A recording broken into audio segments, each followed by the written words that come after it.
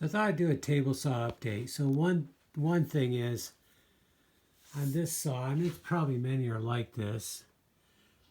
The gauge it's a good reference, but you know, depending on how you look at it, and this thing's movable, so it can get jammed over sometimes. It's still a good gauge, but you can't totally trust it as far as you need to test things, test the fits. So one way to do it, one thing I do is use my little square here to make sure my blade's straight up and down, which is most of the time that's the way it is. I don't move it a lot, but in this case I'm moving it back and forth, so I'm testing it. And then the other thing I wanted to update you on, so at least a year ago, I came up with an idea for the belt pulleys.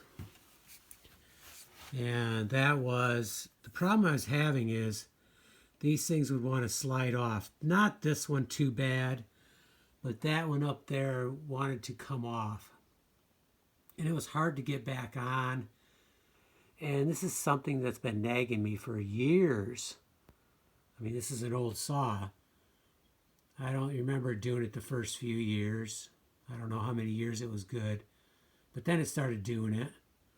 Remember one guy told me I needed new belts and new pulleys because they're worn, and that could be true. But so I've tried different things. So about a year ago I had the idea I'm going to silicone it on, because I know silicone can take the heat and it can really stick. So I did just that. I got it on where I wanted it, siliconed it, and I'm telling you, it hasn't moved since. And it's been about a year. So I'm not saying it's going to be easy to ever get off. I may never get them off, but I really don't care because this is the way I use it anyhow. Okay, so that's a little update on the table saw.